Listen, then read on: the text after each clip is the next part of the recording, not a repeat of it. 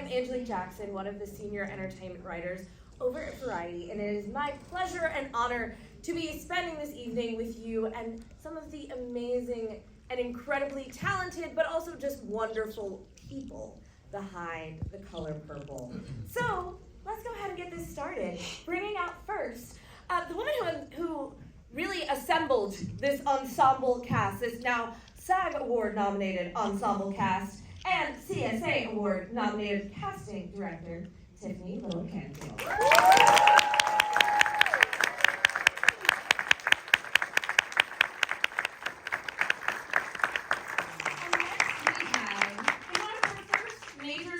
Roles as, I guess I'll just say, in one of her first major studio roles, Felicia Carlin Posse.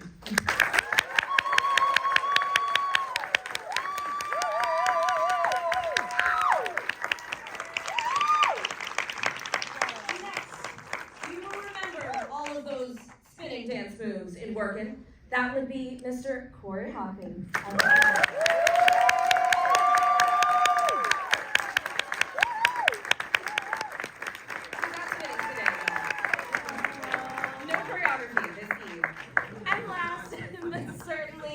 Not least, reprising her Tony Award nominated performance as Sophia, and now Academy Award nominated performance as Sophia, Miss Danielle Brooks.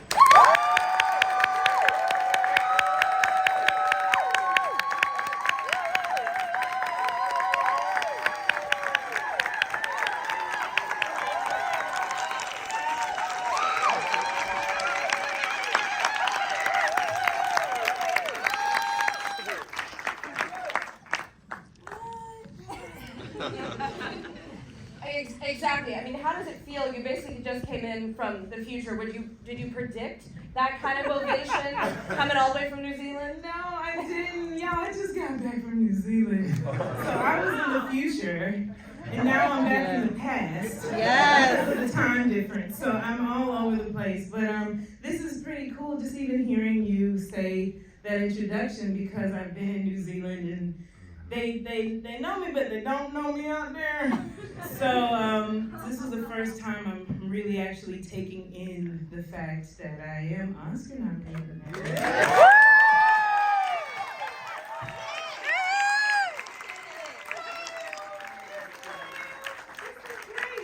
but I have to say, there's no way I would be here if it wasn't for my cast.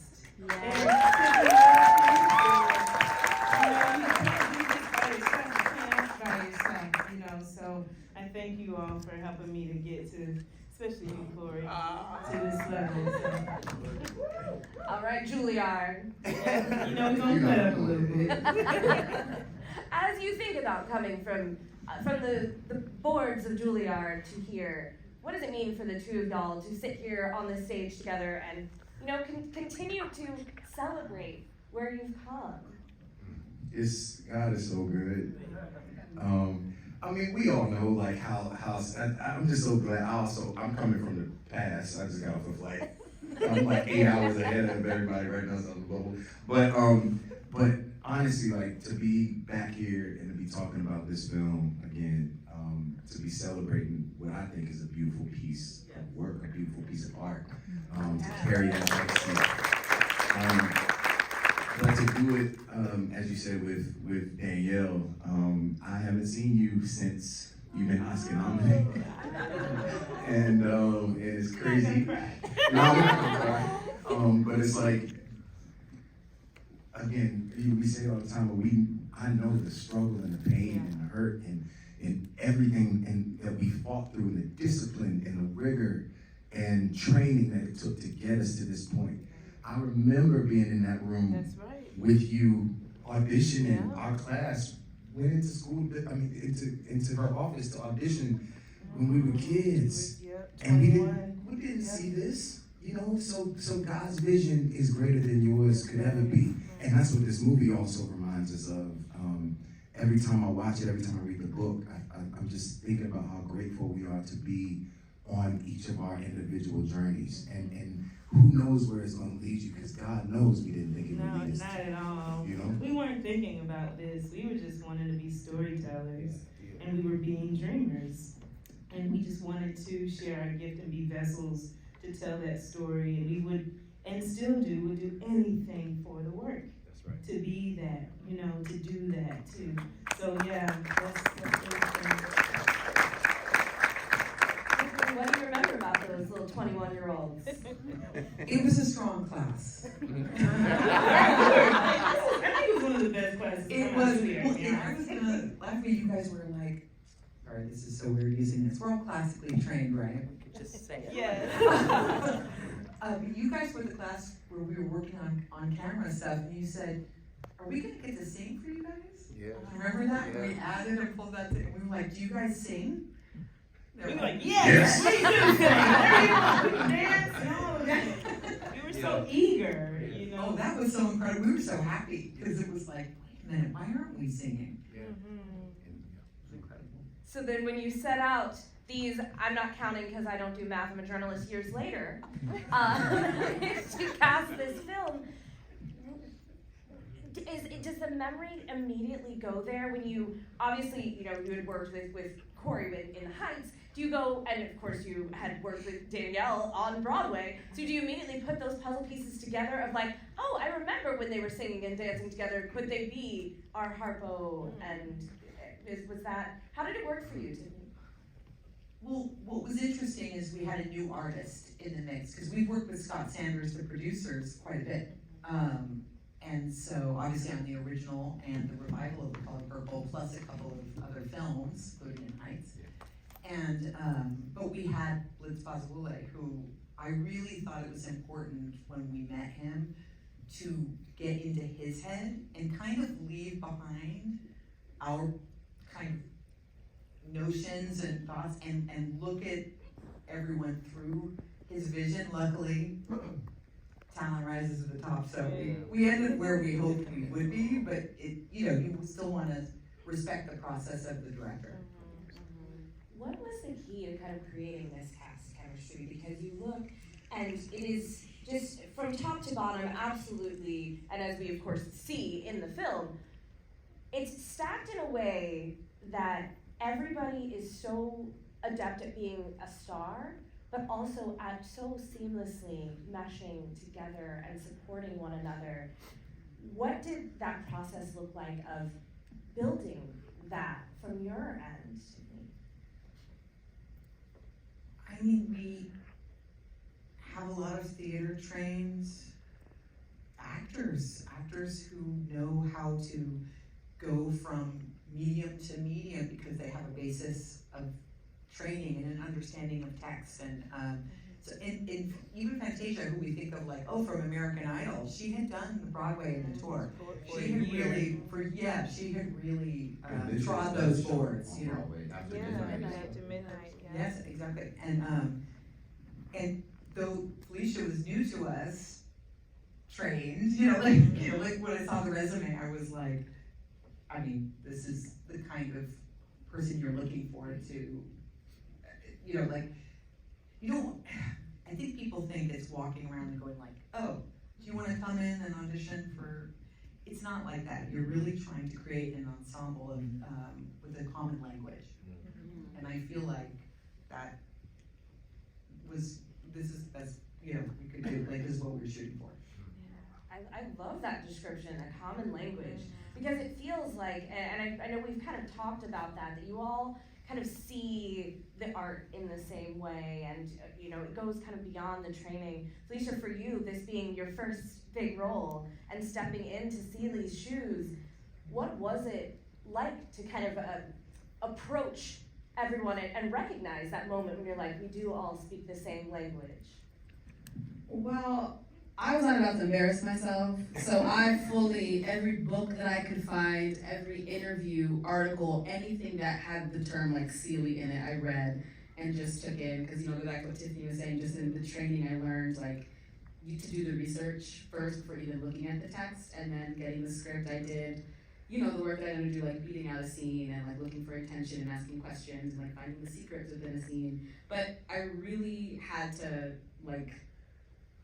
depend on that and then release it and just ask like, okay, this let me be a vessel for this character. Because I've been doing the work, not only prepping for this film specifically, but in general, just since I graduated school. So I knew that I was ready to take it on, and I knew that I wouldn't have received it if I wasn't ready to take it on.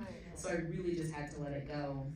And just, you know, I think as an artist, our job was to tell the story, and I just was like, if I can appear authentically as myself every day on set, that it's gonna allow Celie to speak through me, and that's kind of really how I approached it. And of course, watching them whenever I could, going to set and just watching them work was like a great masterclass to have. And vice versa, seriously.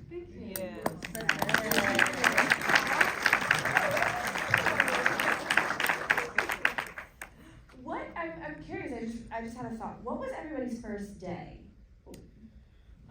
Well, my first day, which always kind of, not a drag, but I don't enjoy it, I'm gonna tell you, when you start to shoot the last scene of the film first. So that's actually what we did.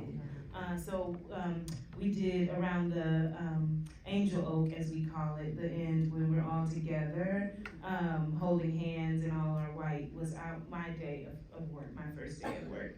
And it's to me, I just don't like it because you want to build that thing together. You know what I mean? You want to come together and create, and there's might be things that you find along the way that you can add to the end. But I think it actually worked out so well because there was a buoyancy and a vibrancy that all of us had, and an energy that we carried of excitement to start to tell this story that I think served the end versus normally when actors get to the end of filming, you ready to go and you looking at my next project. So I actually think that it served us well, but that was my first day. And yours too, right, Courtney? Yeah, it was our first, my first day. Well, no, it wasn't your first day, but it's not gonna be. Yeah, you guys had to go to Jekyll Island and do all of the that incredible stuff over there. But yeah, I think exactly what Danny's saying. It is all about how you start, you know. And so, while it's tricky, of course, when shooting on film to shoot out a sequence, what Danielle said is right. Like we held hands around that tree, and it was a bit of a prayer, you know, and that the ancestors go with us on this journey, and that we bless this journey. And I honestly think that's ultimately what it was. So that by the time we completed it, you think back on that first day and you go, oh, you know, so special. It blessed the shoot, absolutely. And Felicia, for you being in Jekyll, so that was those kind of early scenes in the tree, you and Hallie. As you kind of step into not only like this set, but y'all are shooting on location, like you are in the color purple. What was that experience like? I didn't have any time to even think about it. First day, first shot, first take is what's the first thing that you see in the film of me and Hallie, and they were just like, go. And I was like, but I don't know where the camera goes. Like, how do I find it? Where's the lens? Like, where's the mark? And they're like, you got it, go. And I was like, okay, great. But it just, goes back to the relationship that we built through rehearsals. I would even say the first time we met Tiffany in the room, it was just like we both, still auditioning, but we both were kind of like, I think we're both gonna get this. And I'll see you in a couple of weeks. I'm very excited. So yeah, we just really focused on building chemistry. We would spend a lot of time outside of filming together because we were kind of in our own little bubble. All the rest of them were filming other scenes, so we'd be together and just building that relationship. And it's so wonderful to hear the feedback that it is resonating on screen because we really did become like sisters off screen, and I'm so happy that it's showing and people are really seeing it. There's the sisterhood, but there's also that incredible number that you have, the solo number, She Be Mine. When you're, there's a lot that is doing. We're, getting our magical realism, a big part of Blitz's vision, but it also is, that's a lot to kind of carry on your own. What did that process look like for you, and what do you remember about, when you called action that first time? It started during the audition process. I'd gotten a very loose demo, which was mostly just like piano notes, someone kind of singing, but I'd never heard this song before. As an actor, especially theater actor, that is a dream to be able to originate something, because so often you're stepping into something someone else has done. So, my instinct was more so, okay, why don't you bring in like your musical theater hat? And it was really, really nice to have Blitz and everyone tell me, like, almost like release the training that you have and make this your own. You can put your own voice on it, your own spin on it. And I really got to have time to like study blues music and rhythm, because it's not something I normally sing. Like singing the blues notes that are in it were very difficult. I took voice lessons and consulted with a voice coach to be able to really bring justice, and like Blitz really describing to me like, well, she's bending the note for a certain reason. Like find that reason and use that intention in the song. And I just had so much room to play, and then filming it was amazing. We got pushed back a lot because it's on location, so there were weather issues, there were safety issues, but I really did feel as though I was Celie in a way, because like filming was my first film, so it was kind of stressful and it was a lot of pressure. But that day it was just like, you just need to have fun, because that's what she's having. It's like the first time we're ever gonna see this character just be joyful and buoyant on her own, and really this is the imagination number, so really just take it and run with it. Yes. And I love, as you were talking about starting at the end, I was thinking about the introduction number, because, well, I guess not number, but the introduction scene.